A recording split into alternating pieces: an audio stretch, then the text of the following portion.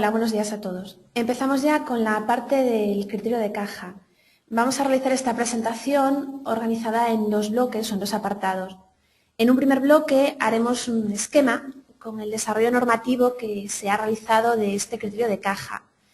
Se va a intentar hacer o se va a intentar orientar de una manera muy práctica para que veáis un poco la perspectiva con la que nosotros hemos desarrollado nuestras aplicaciones, con la esperanza de que este punto de vista os dé otra visión del criterio de caja a la hora de formar vuestro conocimiento y vuestra visión de este régimen especial y poderos ayudar en la medida de lo posible a tomar una decisión respecto al mismo. Finalizado ese bloque, que va a ser eso, un esquema bastante esquemático, os mostraré cómo hemos implementado esta normativa dentro de las aplicaciones de CAI y tomaré como referencia una de ellas, que es la aplicación de CAI Conta, que es la que en estos momentos tiene el desarrollo más avanzado y además es la que nos permite ver o analizar el régimen especial del criterio de caja desde los dos puntos de vista. Desde el punto de vista fiscal, que además será el camino que marcará para el resto de las aplicaciones, la aplicación de CAIFIS, y desde el punto de vista contable. Entonces vamos a iniciar la explicación y utilizaremos como soporte uno de los instrumentos sociales que ha incorporado CAI a lo largo de este año y del que acaba de hablar Manuel, que es una guía de asesores que hemos desarrollado a través de WordPress y a la que podéis tener acceso en el momento que queráis a través de esta dirección que veis o buscándonos en Google o a través de la página web de CAI Sistemas en el apartado de botones que os acaba de enseñar Manuel. Bueno, pues entrando en la guía de asesores tenéis un botón en la portada y pinchando en este botón accederéis a esta guía que voy a usar yo como ayuda para mostraros esta visión del criterio de caja. Bueno, supongo que todo el mundo ya conoce el criterio de caja, que habéis leído sobre el criterio de caja porque ha sido un tema muy comentado tanto a nivel de noticia como a nivel de opinión, como artículos, blogs, etc. Vamos a intentar analizar punto por punto qué es esto del criterio de caja. Y lo primero que tenemos que analizar es en qué medida nos afecta el criterio de caja. Es decir, ¿merece la pena que estudiemos el criterio de caja? ¿Podemos librarnos de alguna manera del criterio de caja? Bueno, pues para contestar a esta pregunta debemos tener en cuenta que los efectos del criterio de caja deben analizarse desde dos puntos de vista. El punto de vista de los sujetos pasivos del IVA afectados por el criterio de caja por voluntad propia. Es decir, aquellos sujetos pasivos que voluntariamente se han acogido a este régimen especial precisamente durante este mes de diciembre, siempre y cuando cumplan una serie de requisitos normativos que veremos más adelante y hayan presentado su correspondiente declaración censal. Yo a estos sujetos pasivos los llamo voluntarios, un poquito para ayudarme a poner cada cosa en su sitio. Pero hay otro punto de vista, que es el de las operaciones de adquisiciones de bienes o de servicios afectadas por el criterio de caja. Se trata de operaciones que, por estar realizadas por los sujetos del punto anterior, se encuentran sometidas a las exigencias de devengo e información del criterio de caja, lo que vamos a llamar el REC, aun cuando su destinatario no se ha acogido a este régimen. Hablamos entonces en este caso de sujetos afectados por operaciones que están en criterio de caja. Por lo tanto, aunque no optemos por acogernos al criterio de caja del IVA, sí podemos tener operaciones afectadas por el REC si nuestros proveedores o acreedores se han acogido a dicho régimen. En el criterio de caja lo importante no es si se ha optado o no por el mismo, sino si las operaciones en las que intervenimos están o no afectadas por el REC. Luego veréis que para nosotros esto supuso, a la hora de plantearnos cómo incorporar el criterio de caja a las aplicaciones, el tratar el criterio de caja factura por factura. Luego lo veremos más adelante. Bien. Analicemos qué es esto de la opción voluntaria por el régimen especial. Bueno, antes de nada, para poder optar por este régimen deben cumplirse una serie de requisitos subjetivos, formales y unos cuantos más. Vamos a ver cuáles son los requisitos subjetivos. Que el volumen de operaciones durante el año natural anterior al que deba surtir efecto no haya superado los 2 millones de euros. Por lo tanto, para aquellos clientes que quieran acogerse en el 2014 a este criterio de caja, pues su volumen de operaciones del 2013 no debe haber superado los 2 millones de euros. Volumen de operaciones que vamos a declarar en el 390, es el volumen de operaciones conforme al IVA. El importe del volumen de operaciones deberá elevarse al año cuando se hubiese iniciado la actividad en día distinto a 1 de enero. Es decir, elevaremos al año el importe, el volumen de operaciones de nuestros clientes cuando se hayan dado de alta en cualquier día del 2013 distinto al 1 de enero. Y si la actividad se inicia en el año en curso, podrá entrar en ese régimen en todo caso. Es decir, todos aquellos clientes que se den de alta en su actividad económica durante el 2014, de paso que se dan de alta en la actividad económica, también pueden darse de alta en este régimen especial a través de un 036 o un 037. Además, se excluyen los sujetos pasivos cuyos cobros en efectivo respecto a un mismo destinatario durante el año natural superen los 100.000 euros. Bueno, ¿esto cómo se va a analizar? Pues si dais de alta durante este mes a alguien en el REC para que se lo aplique durante el 2014, si en algún momento del 2014 alguno de sus clientes le paga más de 100.000 euros en metálico, para el año 2015 se habrá quedado fuera del REC. ¿Cuáles son los requisitos formales? Los requisitos formales es que debe solicitarse a la agencia tributaria entrar en este régimen. Esta solicitud deberá realizarse a través del modelo 037 o 036 en el que la empresa se dé de alta o durante el mes de diciembre anterior al inicio del año natural en el que deba surtir efecto. Lo pedimos un año y se entenderá prorrogada para los años siguientes en tanto no se produzca la renuncia al mismo o bien la exclusión de este régimen por no cumplir los requisitos subjetivos que vimos antes. Es importante tener en cuenta que el hecho de darnos de alta en este régimen no nos obliga a mantenernos en él durante un mínimo de años, simplemente por el año que lo hemos pedido. Sin embargo, la renuncia voluntaria sí que tendrá una validez mínima de 3 años. Una vez que yo renuncio voluntariamente a este régimen, no podré volver a acogerme a él hasta dentro de 3 años y siempre y cuando cumpla los requisitos subjetivos. La exclusión por no cumplir los requisitos se producirá en el año siguiente al incumplimiento de alguno de los mismos, permitiéndonos volver al REC en el ejercicio siguiente al de cumplimiento. Hay más requisitos. Efectivamente, el criterio de caja tiene más requisitos, que también vamos a verlo desde 2 prismas, desde el de los voluntarios y desde el de los afectados. Bueno, toda factura que emita o reciba el sujeto pasivo acogido al REC está afectada por el REC.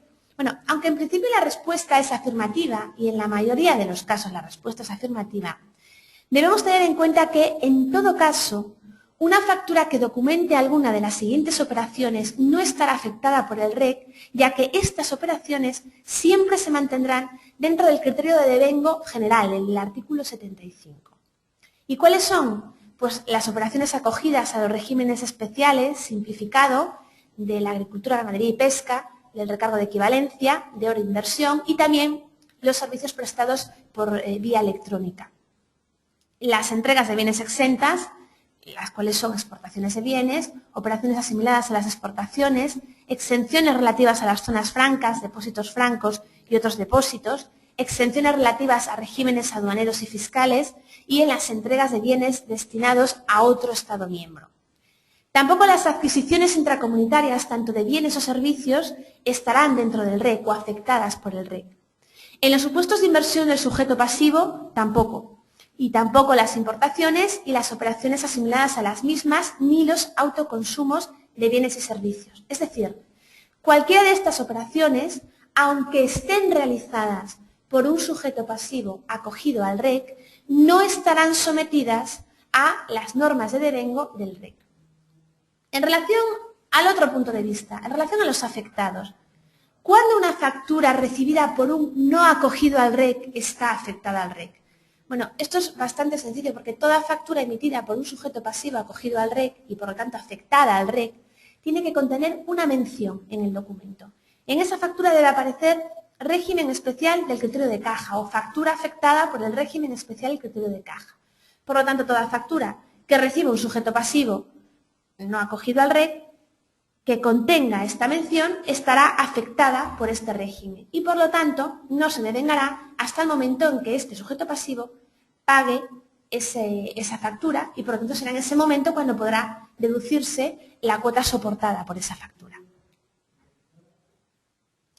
Debemos tener en cuenta que el criterio de caja y el de devengo van a convivir en un sujeto pasivo, en un mismo sujeto pasivo, y eso no va a ser una cosa excepcional, de hecho va a ser de lo más habitual. Además, también debemos tener en cuenta que Hacienda no renuncia a obtener información de las operaciones aplicando al mismo tiempo el devengo conforme al régimen general y al régimen especial. Es decir, el hecho de que nosotros estemos en caja y que todas nuestras operaciones estén afectadas por caja no significa que Hacienda no nos vaya a preguntar nuestras operaciones atendiendo al volumen o atendiendo a su acumulación conforme al criterio general de devengo. Vamos a tener que informar de las dos cosas al mismo tiempo. O más adelante vamos a profundizar un poco sobre este tema. Bueno, entremos en qué es el devengo o qué es el devengo en el criterio de caja. Bueno, en el criterio de caja, en principio, la fecha de devengo es la fecha de cobro o la fecha de pago. Sin embargo, si el cobro o el pago no se produce antes del 31 de diciembre del año siguiente al de la emisión de la factura, al de la repercusión del IVA, esa será la fecha que se tendrá en cuenta. Aunque lo cierto es que esta cuestión es un poco más compleja y tendremos que volver a analizarla desde dos puntos de vista, el de los voluntarios y el de los afectados. Con relación a las personas que se acogen voluntariamente al criterio de caja y en relación a las facturas emitidas, ¿cuándo se devengan? Bueno, pues se devengan en la menor de las siguientes fechas. O bien en la fecha en que se produzca el cobro total o parcial del precio por los importes efectivamente percibidos. O bien, si esto sucede antes, en la fecha de auto de declaración de concurso del emisor de la factura, de este sujeto pasivo acogido al REC. O bien, si esto sucede antes, el 31 de diciembre del ejercicio siguiente al de la emisión de la factura.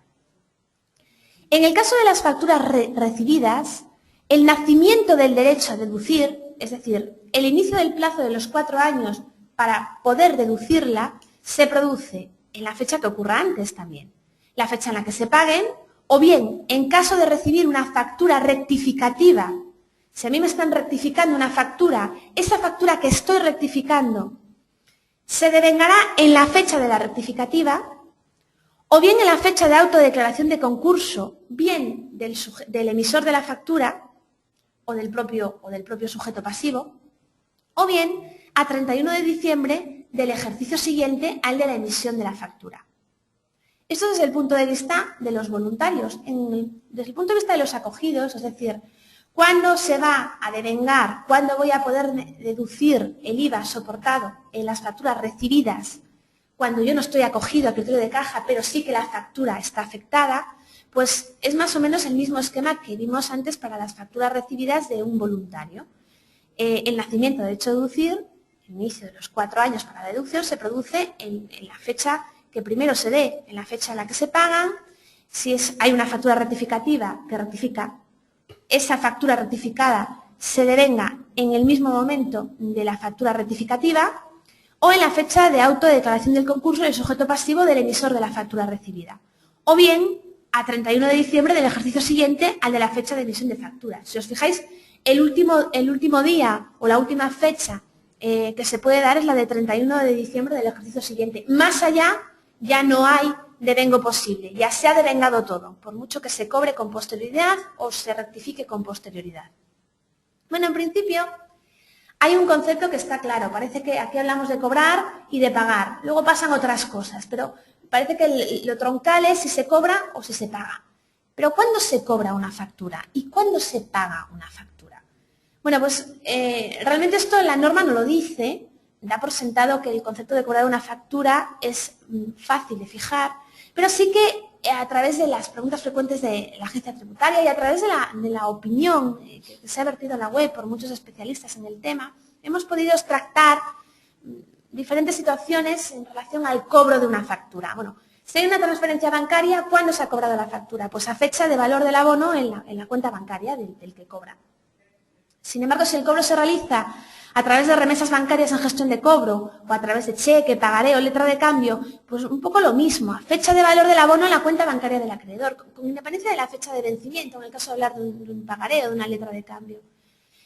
Pero, ¿y qué ocurre si descuento el pagaré o la letra de cambio? O si utilizo las remesas bancarias al descuento. Bueno, en este caso yo estoy cobrando antes de fecha de vencimiento, Pero lo importante no es esa fecha de cobro, porque realmente eso es un adelanto que me está realizando la entidad bancaria. Aquí carece de relevancia la fecha de descuento y lo importante es la fecha de abono en la cuenta bancaria del acreedor. Siempre volvemos a la fecha de abono.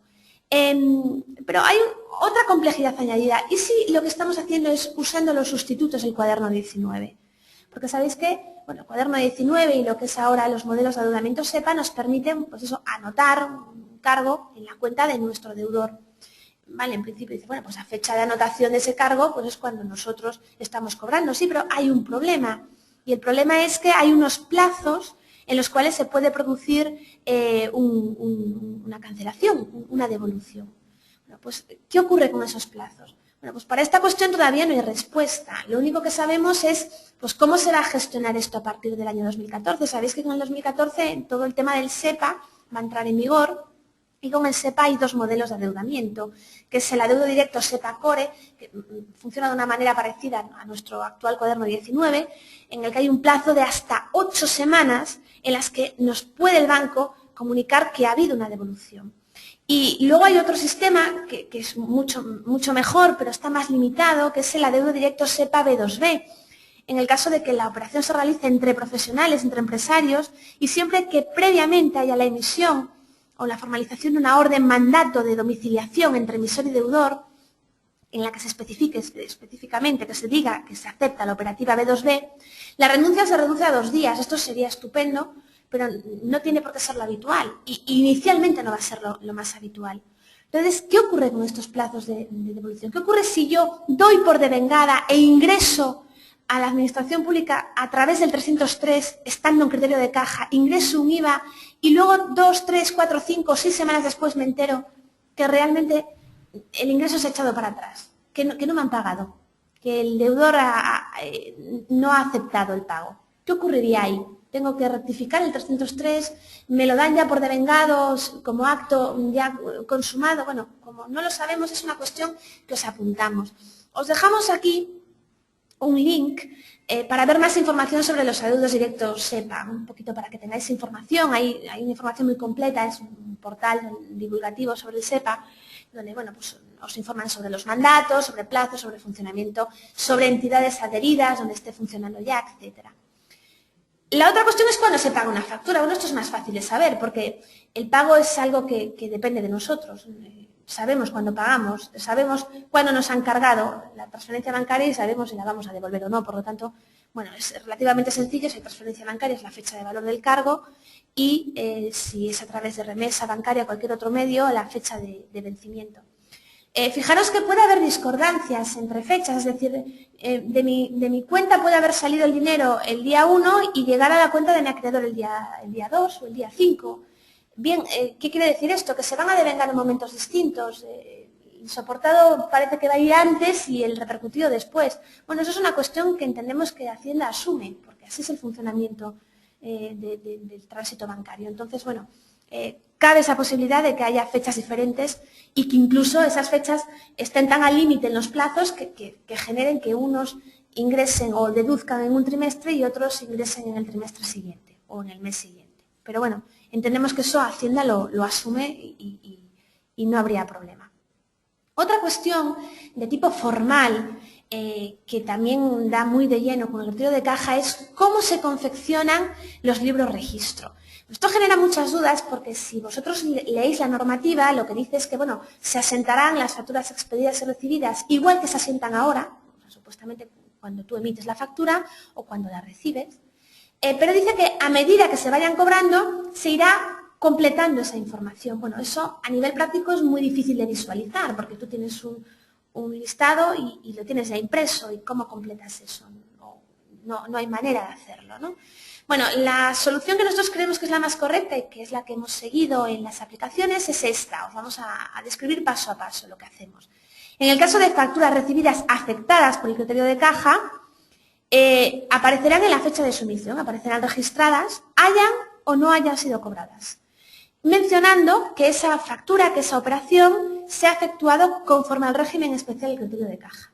Bien, yo la tengo asentada en el trimestre en que la he expedido. Bien, cada fecha de cobro total o parcial volverá a registrarse en el libro registro, en el periodo que corresponda, detallando además la siguiente información: la fecha de cobro, los importes cobrados, el medio cobrado, cuenta bancaria, cheque o otros medios, y la cuenta bancaria o medio utilizado. Bueno, con cuenta bancaria o medio utilizado se hará constar el medio de cobro, parcial o total de la operación, ya sea a través del número de cuenta bancario. Bueno, el número de cuenta bancario para el año que viene será el código IBAN, o el número de cheque a través del cual se hubiera realizado el cobro. Siempre se va a informar de la cuenta en el que se realice el cobro. O, en su caso, la descripción o identificación de cualquier otro medio utilizado que pueda acreditar el cobro realizado. ¿Cómo haríamos con las recibidas? Pues un tanto de lo mismo. Las facturas recibidas afectadas por el criterio de caja se asentarán de esta manera: en la fecha de recepción, como fecha más habitual, aunque podríamos posponer su registro a los 4 años que sigan a la fecha de pago, o en su ausencia, que sigan al 31 de diciembre del año siguiente a la fecha de emisión. Y en todo caso, debemos recordar que las facturas recibidas deberán anotarse dentro del periodo de liquidación en el que procede a efectuar su deducción. Esto es más o menos lo que haríamos con cualquier otra factura. Pero además, para cada fecha de pago total o parcial, volveremos a traer esa factura, volveremos a registrarla, detallando además la fecha de pago, los importes pagados, el medio de pago y la cuenta bancaria o medio utilizado, donde se hace constar siempre la cuenta de cobro, la cuenta a través de la que el acreedor hubiera realizado el cobro. Y vuelvo a deciros lo de antes: el reglamento pone cuenta bancaria, pero por lo que vemos nosotros, la intención de la Administración es que se informe el código IBAN, por el tamaño de los campos que nos dan a la hora de hacer el modelo oficial. Estos serían los libros registro. ¿Qué otra obligación añadida supone el criterio de caja? Bueno, supone que determinados modelos oficiales se van a ver afectados por el criterio de caja. En un primer término, el 303, el 340 y el 347. Más adelante suponemos que el 390, pero por ahora, como será un 390 que se presentará en enero del 2016, todavía nos queda, del 2015, perdón, todavía nos queda un poquito lejos, no tenemos ninguna información. Pero en relación a estos 3 modelos, sí que tenemos ya datos. En relación al modelo 303, el modelo 303 en el 2014 es un modelo diferente al que estamos utilizando durante el 2013 y al que vais a utilizar en enero. Es un modelo que engloba tanto el 303 como el 310, como el 311, como el 370, como el 371. Este modelo incluye, vamos a abrirlo en una pestañita nueva para que podáis verlo, aparte de una serie de información adicional que ahora no nos interesa, donde sí que vais a informar si se está en caja o no y si se está recibiendo facturas afectadas por caja. Aquí aparecerá el detalle al que estamos acostumbrados, quizá un poquito más detallado este año para devengado, pero tampoco es un tema que nos ocupe ahora, donde se incluirán las bases y las cuotas de todas las facturas que estén en el devengo habitual, en el devengo general, y las bases y las cuotas según los cobros y pagos, si estamos en caja o si recibimos facturas afectadas por caja. Y una cosa que sí que va a ser una novedad total es que se añaden estas casillas como información adicional, que lo que nos dicen es que se cumplimenten exclusivamente para aquellos sujetos pasivos acogidos al régimen especial del criterio de caja o aquellos que sean destinatarios de operaciones afectadas por el mismo. Tanto los voluntarios como los afectados van a cumplimentar estas casillas. Los voluntarios las 4 y los afectados solamente las que se refieren a adquisiciones de bienes y servicios. También estas casillas nos generan dudas, porque cuál es el contenido que tienen que incorporar no está todavía muy claro. Y nosotros la información que tenemos actualmente de la Administración es que se deberán identificar los importes que se hubieran devengado en las operaciones de entregas de bienes y prestaciones de servicios de no haberse aplicado este régimen especial, y también los importes que se han soportado en las adquisiciones de bienes y servicios a las que sea de aplicación o afecte el REC. Esto es información que nos ha dado la Administración a través de las reuniones que realizan con las empresas de software, de desarrollo, aunque por otra información nos da la impresión de que probablemente se acumule la información de otra manera. Son cuestiones de todas maneras que vamos a resolver nosotros. Vosotros, cuando calculéis el 303, pues vais a calcular un 303 conforme a la normativa de la agencia tributaria, pero estamos esperando como agua de mayo que la Administración publique cuáles van a ser las instrucciones de este modelo para saber exactamente qué es lo que pretende con esa información adicional. Otro modelo afectado es el modelo 340. Lo que pasa que, bueno, este modelo está mucho más claro y es mucho más sencillo, entre comillas, de saber las intenciones de la Administración, porque no dejan de ser otras que les informemos del contenido de los libros registro. Sabemos que este modelo queda circunscrito a los sujetos pasivos que se encuentren inscritos en el régimen de devolución mensual.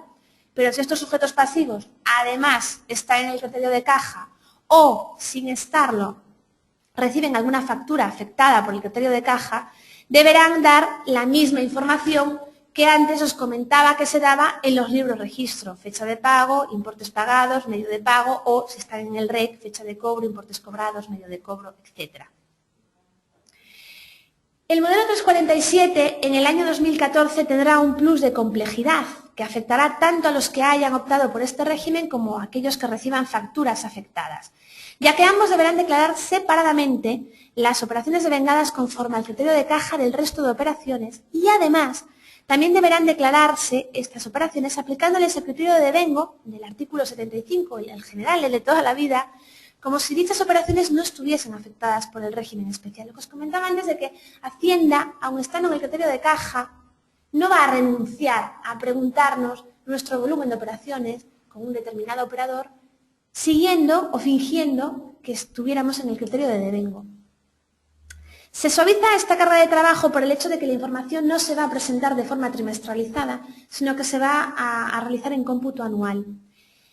Os comento que la redacción de los artículos 33, 34 y 35 del Real Decreto 1065/2007 es muy confusa, pero afortunadamente no estamos obligados a incluir esta novedad hasta febrero del 2015, por lo que hay tiempo para que la Administración aclare el contenido del modelo.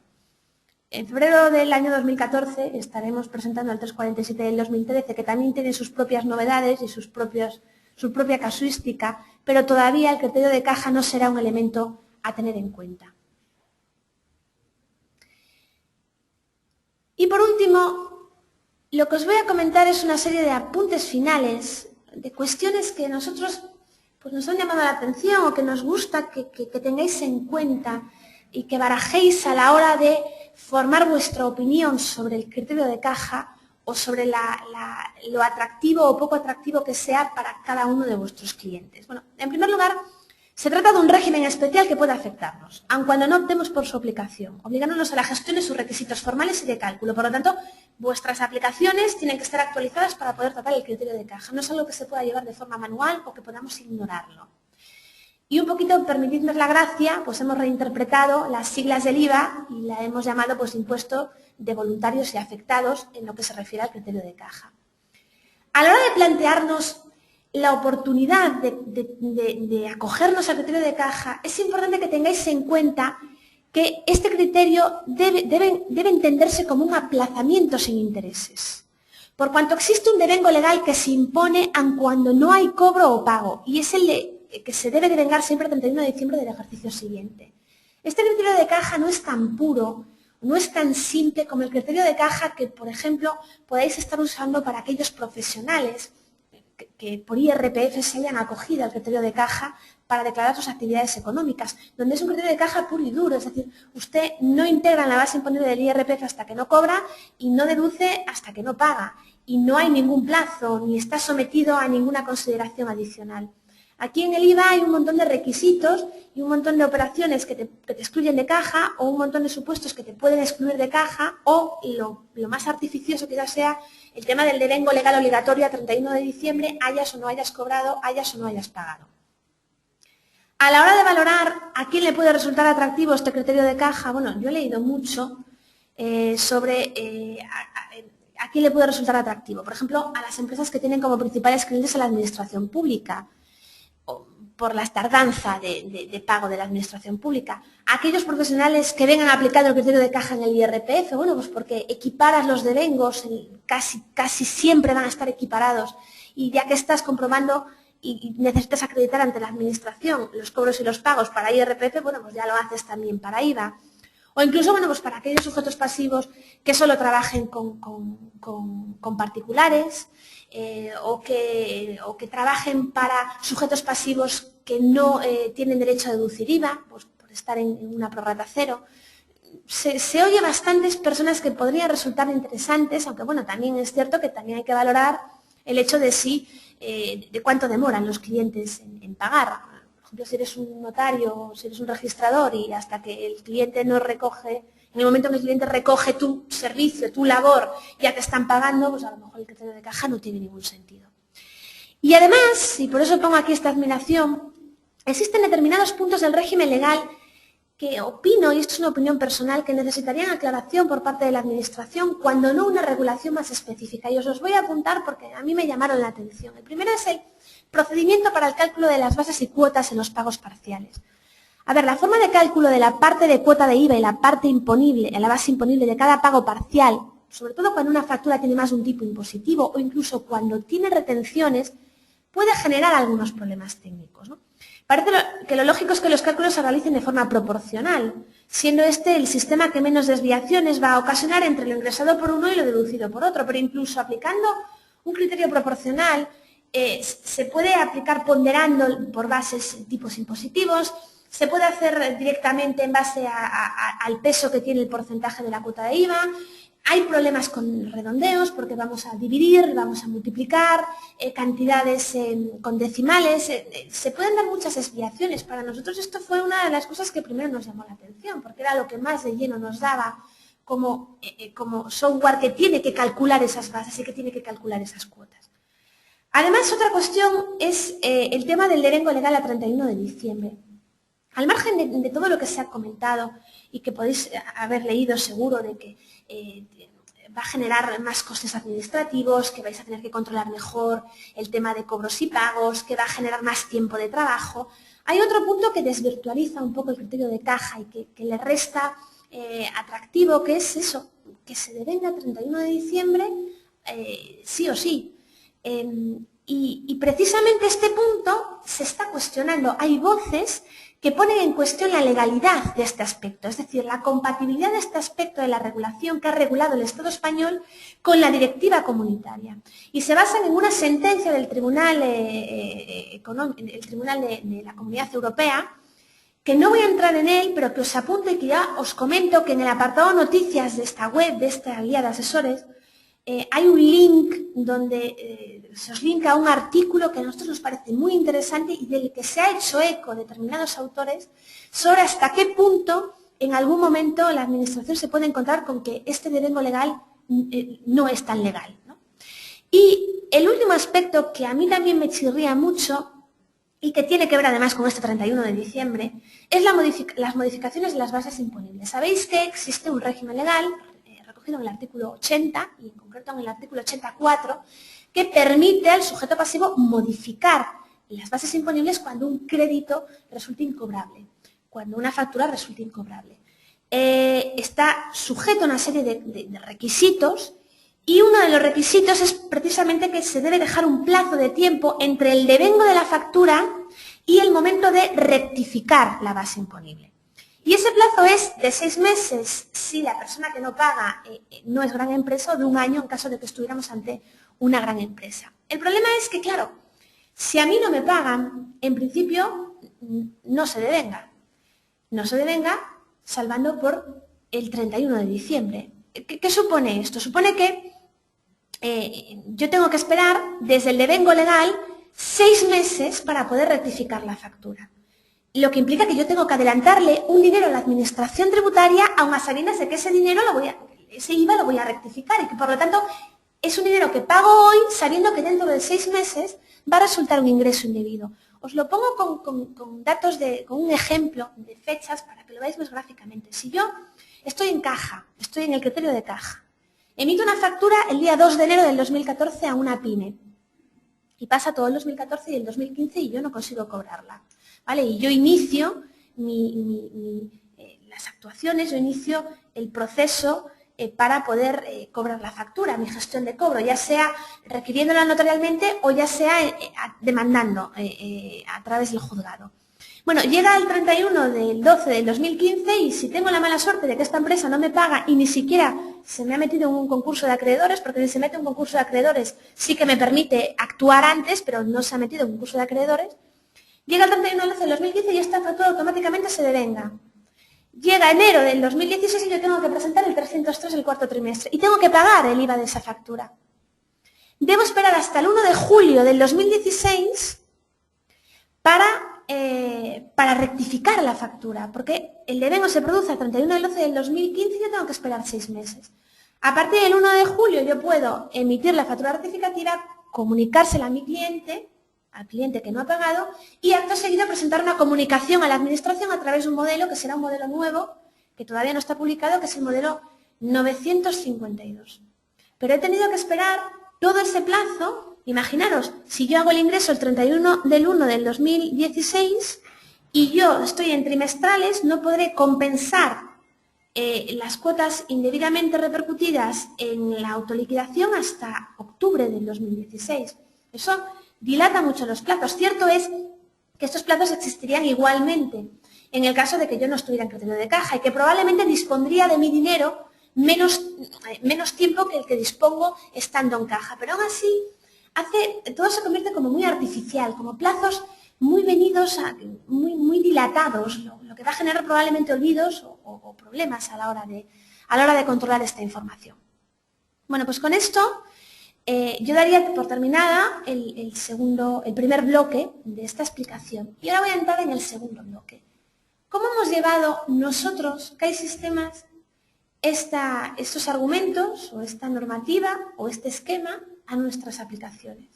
Bueno, pues las aplicaciones que están afectadas por el criterio de caja, os lo comentaba antes Manuel, son 4. Es la aplicación de CAIConta, la aplicación de CAIFIS, CAIRP y CAIFAC. Bueno, yo voy a tomar como punto de referencia CAIConta porque es de las 3 la que más vertientes tiene que nos van a interesar. Porque CAIConta tiene una vertiente fiscal a través de los libros, a través de las facturas, pero también tiene una vertiente contable. La vertiente fiscal es lo que os voy a explicar o con lo que os voy a enseñar ahora de CAIConta es el mismo camino que está siguiendo CAIFIS. Y la vertiente contable, bueno, es patrimonio propio de CAIConta, ahí CAIFIS no se mete. En primer lugar, lo que os comentaba antes, el criterio de caja lo vamos a tratar a nivel de facturas. Es decir, en la introducción de facturas, CAIConta permitirá informar si se trata de una operación afectada por el criterio de caja, factura a factura. Eso sí, se trata de un cheque que será propuesto por la aplicación en base a la opción del sujeto pasivo por este régimen especial. Obviamente, si tú no estás en caja, nunca te vamos a permitir meter una factura expedida afectada por el criterio de caja. Y también en base a las características de la propia factura.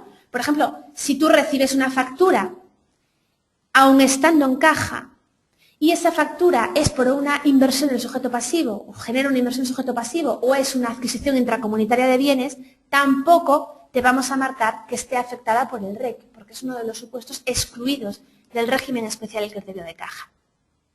Desde la propia factura hay un botón, o incluso una tecla rápida, el control más, nos permitirá informar los datos adicionales que necesitamos en caso de estar afectados por el criterio de caja. ¿Y cuáles son? Los datos del cobro del pago, fecha, importe, cuenta bancaria, el medio y la descripción. En el momento que vosotros me deis esa información, automáticamente la aplicación calculará de este importe qué parte corresponde a la base, qué parte corresponde a la cuota y qué parte corresponde a la retención, o cómo influye la retención en caso de que la hubiera. En cualquier momento el usuario podrá entrar en ese detalle de base, IVA, cuota IRPF a través de este botoncito que tenéis en la introducción de los cobros. Si queréis, si no, no entráis, porque esto se va a cargar de todas a todas. Pero queda aquí para informaros y para modificarlo si no estáis de acuerdo con lo que os estamos proponiendo. ¿Qué significa esto? ¿Que yo todos los cobros y los pagos los tengo que registrar en el mismo momento que registro la factura? No, por supuesto que no, porque generalmente no tenéis por qué tener la información al mismo tiempo. Por eso hemos habilitado un panel de control donde vais a poder verificar en una sola pantalla todas las facturas con IVA pendiente de devengar, ya sea del ejercicio corriente o del ejercicio anterior. Obviamente en el 2014 nunca va a haber ejercicio anterior, pero en el 2015 pudiera haberlo. Y además incluiremos todas las facturas del ejercicio corriente que esté en criterio de caja. Es decir, lo que vais a poder ver aquí es pues cualquier factura que esté en criterio de caja, con la información del pago, el NIF y el nombre del que ha pagado, el importe que ha pagado, a qué factura se le asigna, el total de la factura y cuánto os queda por cobrar, para que sepáis qué queda pendiente de devengar. Y además, si hubiera facturas del año pasado que estuvieran afectadas por criterio de caja, también os las mostraríamos. Las que fueran del año pasado, que estuvieran totalmente cobradas o totalmente pagadas, ya no se mostrarían porque sería una cuestión ya zanjada y por lo tanto el IVA ya estaría totalmente declarado y no consideramos que la información sea pertinente.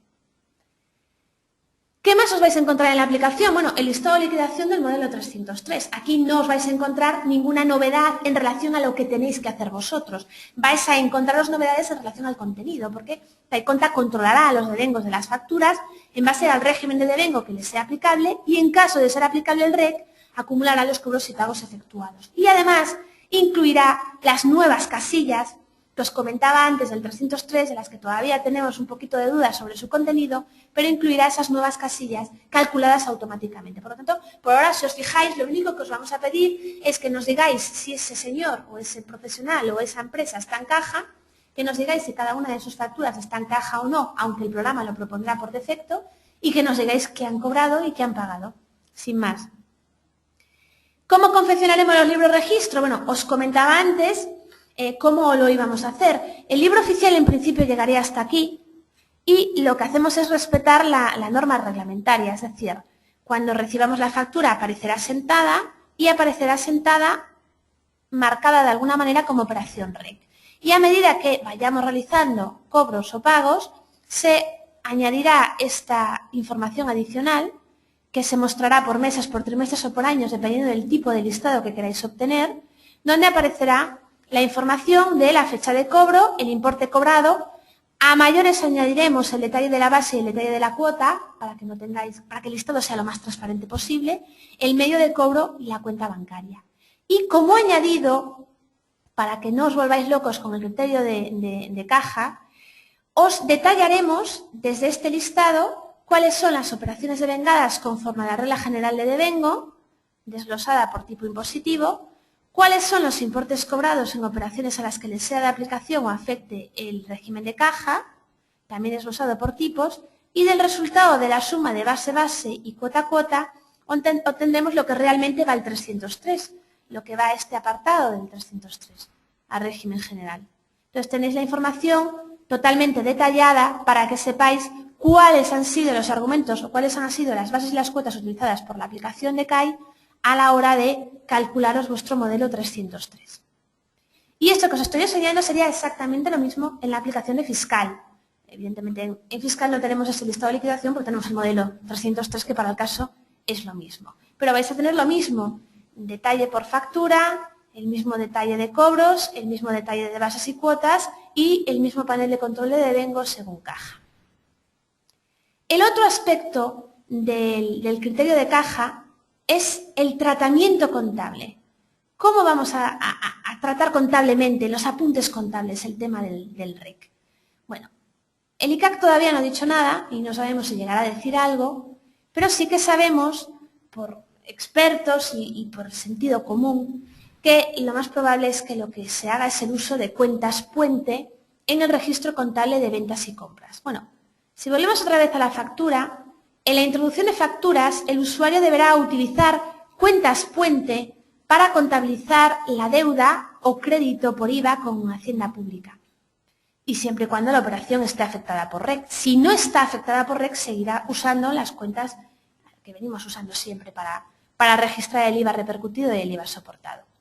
Esta cuenta la podéis configurar como os dé la gana y se crea normal, no hace falta decirle nada en especial a la aplicación.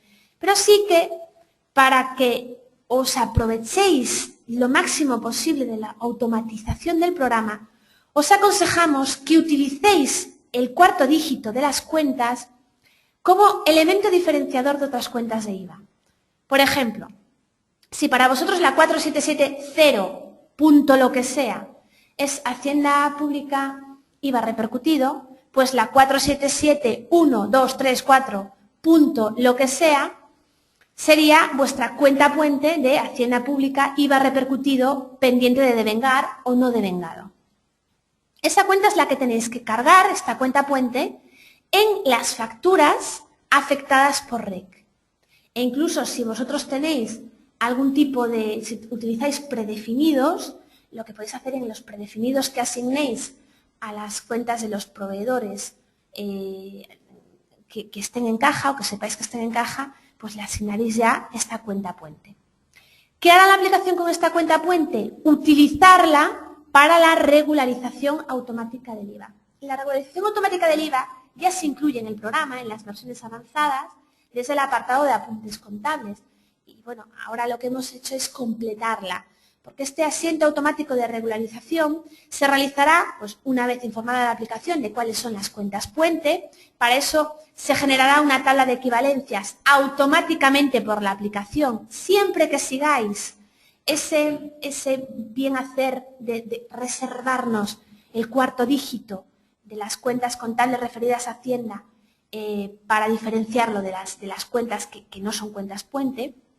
Y este proceso, además de los apuntes habituales en el asiento de regularización, es decir, la diferencia entre la 477 y la 472 para llevarla a una 470 o una 475, además, añadirá los correspondientes traspasos de información desde las cuentas puente a las cuentas definitivas en base a los IVAs devengados registrados en facturas. Es decir, si yo estoy en el criterio de caja y tengo una cuenta puente que está cargada con 210 euros, pero solo he cobrado la mitad, lo que haremos será dar de baja esa mitad pasando de la 4771 a la 4770.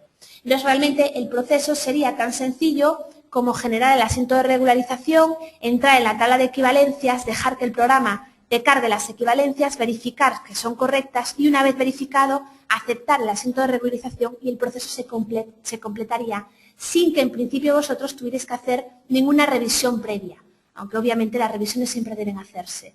Pero no tenéis que iros alistados a hacer un trabajo, sino que nosotros os damos el trabajo y vosotros después lo podéis comprobar por listados. Entonces, consideramos que de esta manera cerramos el círculo, empezando por el aspecto fiscal y terminando por el aspecto contable. En sí, esto es la exposición que nosotros queríamos haceros acerca del criterio de caja.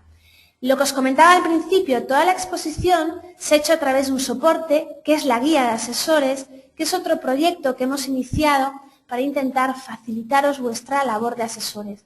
Nos damos cuenta que nosotros a la hora de plantearnos implementar cambios normativos o cambios legales en las aplicaciones, pues generamos mucha documentación y accedemos a mucha documentación que en un momento dado puede resultaros interesantes a vosotros. Entonces, hemos iniciado esta guía de asesores para poner de manifiesto o enseñaros o mostraros pues toda esa documentación que para nosotros ha sido muy valiosa y que nos ha ayudado a la toma de decisiones. Entonces tenéis esta página, caisistemas.es/guía de asesores, donde vais a tener acceso a la guía que os acabo de enseñar y donde además vamos a tener una serie de portales, una serie de canales que vamos a mantener actualizados, donde pues vamos, por ejemplo, en el canal oficial os vamos a mostrar pues, las últimas novedades que nos vaya dando la Administración Tributaria, solo la Administración o el ICAT, ya sea a través pues, de una notificación, de una comunicación o a través de la Dirección General de Tributos, a medida que vayan surgiendo consultas vinculantes, vamos a iros mostrando esa información a través de esta opción. Y a través de noticias, lo que os comentaba antes, en noticias vamos a colgar aquellos artículos, aquellos posts, aquellas opiniones que a nosotros nos resulten especialmente valiosas. No simplemente pues, la típica opinión que en un momento dado se puede repetir en un montón de posts, sino determinados aspectos de artículos que a nosotros nos haya hecho que pensar. Aparte de posts nuestros que publiquemos a través de blog, relacionados en este caso siempre con el criterio de caja. Espero que, que esta página os guste y que os ayude en vuestra labor de asesoramiento. Y, en principio, esta es la presentación del criterio de caja en el IVA. Lo que vamos a hacer ahora es daros unos minutitos para que, si queréis, podáis hacer alguna pregunta a través del panel que se os abre en la parte derecha de la pantalla y después de esos 5 minutos volvemos a conectarnos para darles respuesta. No sé si más... 2 minutitos, ¿vale? Volvemos ahora.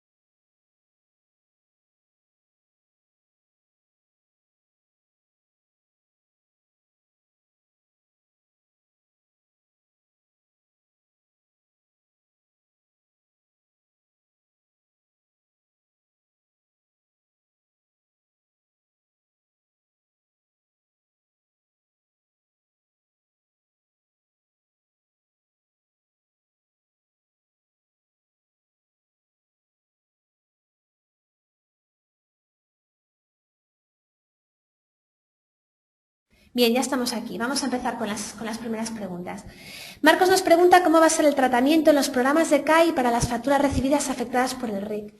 Pues muy parecido a lo que os acabo de lo que podéis haber visto ahora con las facturas expedidas. Si yo me voy otra vez a la guía,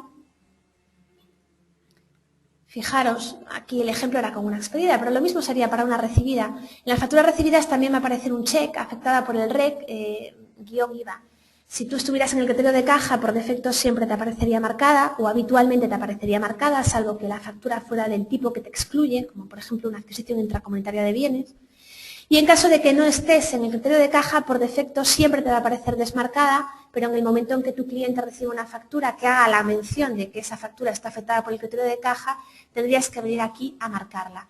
Y el proceso es el mismo. Desde la propia factura podrías cargar el pago que haya realizado tu cliente con la fecha correspondiente y la cuenta bancaria donde la haya realizado, y en caso de que no tuvieras esa información, pues cuando te fuera llegando, yendo a través del panel de control, podrías decir que en vez de mostrarte los cobros, te mostrase los pagos y el proceso sería exactamente el mismo.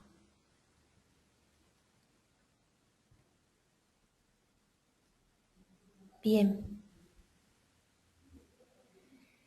Marcos, también nos preguntas que antes mencionábamos que no se pueden incluir en el REC aquellos objetos pasivos que en el año natural anterior no sobrepasen los 2 millones de cifra de negocio, pero la renuncia o exclusión se tiene que hacer en el mes de diciembre del año anterior y el modelo 390 se presenta en el mes de enero del año. Solución, mira Marcos, lo que estamos haciendo, sabemos que el 390 no lo vais a calcular hasta más adelante, lo que estamos haciendo es un listado personalizado en el programa de fiscal y probablemente lo incluyamos también en el programa de contabilidad, donde te calcula para todas tus empresas el volumen de operaciones que provisionalmente se está generando este año. Entonces, si tú tienes una empresa que está muy por debajo del volumen de operaciones en diciembre, pues probablemente tienes la seguridad de que no lo va a superar y que podrá estar en caja o que podrá mantenerse en caja. Si tienes alguna empresa que esté rondando, quedándote todavía estos últimos 15 días o a lo mejor mucho más por contabilizar, dependiendo del día que lleves la contabilización de esta empresa, pues ahí tendrás que tomar medidas y comprobarlo. Pero ya te digo, será un listado personalizado que podráis descargar desde fiscal, listados personalizados, y que automáticamente irá a vuestra base de datos de contabilidad a verificar en libros cuál es vuestro volumen de operaciones y si no lo encontrará en contabilidad lo buscaría en fiscal. Lo estamos preparando y nuestra intención es subirlo a lo largo del día de hoy o como más tarde mañana. Y con eso vais a tener una predeclaración pre-390, donde vais a sacar ese dato, el de volumen de operaciones. La idea es eso, que os ayude lo máximo posible y que no tengáis que hacer cálculos empresa por empresa, que es lo más latoso. Susana, me dices, contribuyente en régimen simplificado de IVA recibe factura en REC. ¿En qué momento debe deducir el IVA? Mira, esta pregunta me la hicieron también ayer y la contestación es que a priori no lo sabemos. Y no lo sabemos porque nos resulta un poquito difícil pillarle las intenciones a la Administración cuando dice que las operaciones afectadas por el régimen simplificado no pueden estar en el REC. ¿Qué quiere decir eso? Si yo estoy en objetiva, es lógico que mis facturas expedidas no estén condicionadas a si las cobro o no, porque módulos precisamente lo que cuantifica es el IVA devengado. Sin embargo, es verdad que en el modelo 311 nosotros podemos deducirnos las cuotas soportadas. O incluso si estuviéramos hablando de bienes de inversión también, o de activos fijos, también podríamos hacerlo en el trimestre en el que las soportamos. Entonces, a priori, yo lo que contesto es que todavía queda mucho tiempo para plantearnos esa pregunta, porque tú vas a presentar en el 2014 tus 310, probablemente sin incluir ni una sola cuota soportada. Esperemos que la Administración lo clarifique, pero si te quieres en cura de salud y si llegado el mes de enero del año 2015 sigue sin estar clara la cosa, que lo dudo mucho, pues yo lo que haría sería aplicarme un criterio de caja, aunque sea en petit comité, porque sabes que tienes 4 años para deducirte las cuotas de IVA. Por lo tanto, así sabrías que no te equivocas de ninguna manera deduciéndotelas con ese criterio de caja a medida que las vayas pagando. De todas maneras, yo me imagino que de eso recibiremos noticia y recibiremos información. Y por eso, precisamente, es para lo que hemos pensado la guía de asesores. Para que a medida que a nosotros nos vaya llegando esa información, la tengáis pública.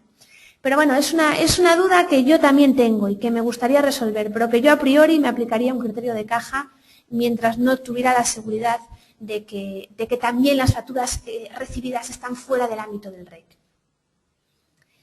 La aplicación de fiscal todavía está en desarrollo, Tirso.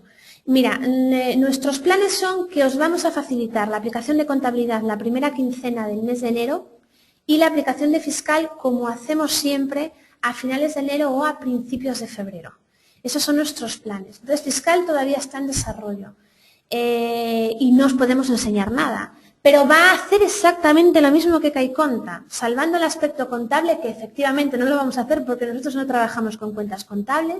El trabajo de fiscal va a ser exactamente el mismo. Es que además yo interiormente pienso que el que va a trabajar más con ese criterio de caja van a ser los usuarios de las aplicaciones de fiscal, más que las contables. Es más fácil, nos resulta menos extraño que se acojan a caja profesionales a que se acojan empresas. Pero bueno, eso es una opinión personal, porque el criterio de caja es bastante complicado a priori de saber si va a ser positivo o no. María nos dice que en las facturas emitidas tenemos que poner que estamos en REC según el artículo que corresponda. No entiendo tu pregunta. ¿Cómo según el artículo que corresponda? En facturas emitidas, en principio, si no estáis en el criterio de caja, no vais a tener nunca que poner que están afectadas por REC. Y si tu cliente sí que está en criterio de caja, por defecto siempre va a tener marcado que está en REC. Solo hay supuestos muy concretos en que no estaría. Pues imagínate que hay recargo de equivalencia. Ese supuesto no estaría en REC, tendrías que desmarcarlo. Pero el check REC afecta a toda la factura en sí. No sé a qué te refieres con artículo. Y no sé si te estás refiriendo a algún pase de datos con facturación o algo por el estilo. Pero aclárame mejor la pregunta, a ver si te la puedo contestar mejor.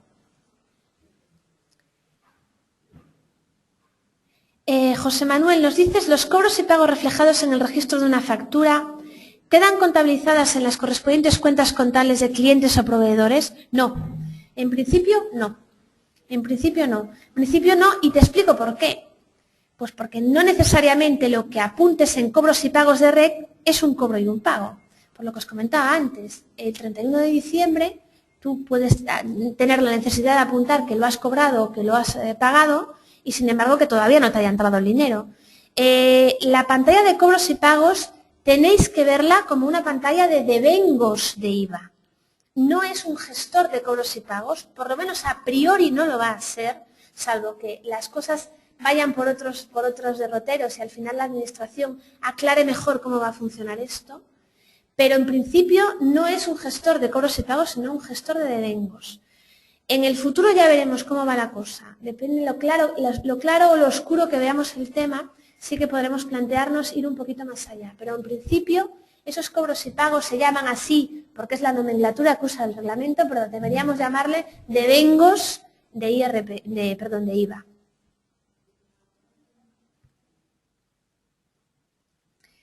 No sé si hay alguna pregunta más. Fernando, nos hiciste una pregunta.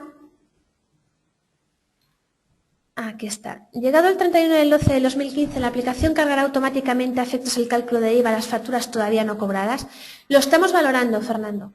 Todavía no está implementado porque 31 del 12 del 2015 queda muy, muy lejos, pero lo estamos valorando. Probablemente sea una cuestión que se intente automatizar a través del gestor que os hablaba antes, ¿vale? Para que tengáis ahí presente. De todas maneras, con ese gestor no se os va a escapar las facturas, porque para eso está precisamente, para que no se os escapen ese tipo de facturas. Porque si os fijáis, ese gestor tiene la interfaz que tiene, por ejemplo, el de facturas expedidas y recibidas. Tiene un montón de filtros y tiene un montón de columnas para que podáis hacer los controles correctamente. Pero hoy por hoy no hacemos ningún devengo automático, aunque es una cuestión que sí que está en nuestra mente. Feli, me dices pago de factura recibida cuyo proveedor está en el criterio de caja. En el momento de contabilizar el pago por el banco, ¿nos avisa el programa que el proveedor está en criterio de caja? No, ese tipo de avisos tampoco lo realizamos. Mirad, esta cuestión y esta sesión que estamos haciendo también nos vale un poquito para testar o para que vosotros veáis por qué camino vamos y para que os animéis a hacer algún tipo de sugerencia, ¿vale? Pero en principio, el proceso que realizas de llevar a caja o llevar, no lo hacemos porque es que tampoco vemos inmediatez entre una cosa y la otra y volvemos a lo mismo de antes. Es que hay un devengo legal y ese devengo legal hace que una factura no cobrada o no pagada se devengue y que luego los siguientes cobros y pagos que se realicen, si se llegan a realizar, no afecten al devengo realizado a 31 de diciembre. No es tan automático, no penséis que es al cobrar y al pagar. Hay otra vida interior importante. Por ejemplo, yo puedo tener una factura que no he pagado, me la rectifican y ya está devengada. Con independencia de que no la he pagado, no es, aunque se llame criterio de caja, no se refiere a la caja de la empresa, se refiere a la caja de Hacienda. Y que no os confundan. Se refiere a la caja de Hacienda, no a la caja de vuestra empresa. Nosotros lo que esperamos es que la Administración clarifique bien los supuestos y una vez que estén bien clarificados, y eso quien impulsará es que las consultas que se le pueda hacer a la Administración y la problemática que encuentra la Administración, encontremos más nexos de unión entre lo que es caja y tesorería de vuestra empresa y lo que es el criterio de caja de IVA. Pero pararos a pensar lo que hablábamos antes en la exposición, que decíamos, si cobro, devengo IVA, si pago, deduzco IVA. Parece fácil. ¿Recordáis que había una pregunta que decía, parece fácil? Pero no lo es, os aclaraba yo después. Pues precisamente el no lo es viene por eso.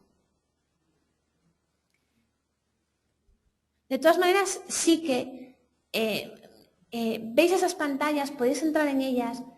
Aquellas dudas que se os han generado, porque yo estoy segura de que cuando vosotros ya habéis estudiado el criterio de caja y se os habrán venido un montón de dudas a la cabeza diciendo, a ver, ¿cómo demonios se hace esto en un programa informático?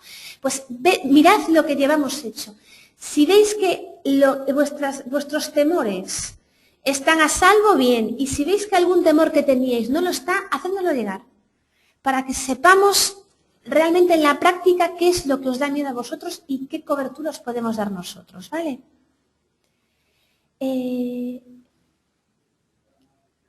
Alfredo, nos preguntas ¿cuándo vais a preparar un programa de gestión tan impresionante como el de contabilidad? Gracias por lo de contabilidad, esto debería contestarlo Manuel, pero bueno. No, ya lo tenemos, ya lo tenemos. Supongo que cuando dices programa de gestión te refieres al RP. Tenemos un RP, vamos, y te lo enseñamos cuando quieras. Vamos, no sé si lo conoces o no lo conoces o trabajas con él, pero si no, encantados de enseñártelo para que veas cómo funciona.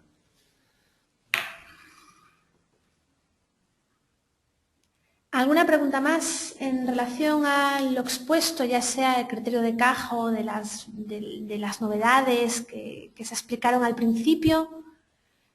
Si no es así, yo daría por terminada la presentación y bueno, agradeceros a todos vuestra presencia. Una preguntilla más. Me dice Ana que es un poco contradictorio del criterio de caja y la exclusión por cobros en efectivo a clientes superiores a 10.000 euros. Por la ley de no poder pagar en efectivo más de 2.500. Ojo, Ana, es verdad que la norma, hay una norma que te prohíbe pagar más de 2.500 euros, pero es por operación. Entonces sí que pudiera darse la circunstancia, la verdad es que sería muy forzada, tendríamos que hablar de empresas con un volumen de facturación importante, pero que fueran operaciones distintas. Que tú tuvieses operaciones inferiores a 2.500 euros, pero que en total sumasen 100.000 euros. La verdad es que sí que es cierto que es bastante forzado y bastante extraño pensar en qué situaciones son esas, pero estoy segura de que la Administración está pensando en alguna situación en concreto. Tiene que haber alguna situación económica por la que ellos hayan puesto esta cantidad, si no, no lo hubieran puesto.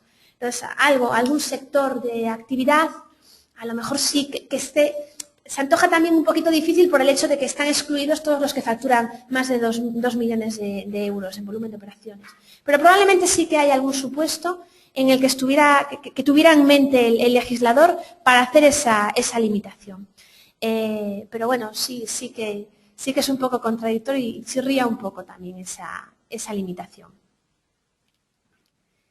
Bueno, pues lo que os decía antes, os agradezco a todos vuestra presencia y espero que esta presentación y que lo expuesto aquí os sirva de ayuda en vuestro trabajo diario y María, si estáis en régimen simplificado estáis excluidos, sí. Y ya damos por zanjada la presentación. Están saliendo de vez en cuando alguna preguntilla, os dejo 5 minutillos más y si no, cortamos ya.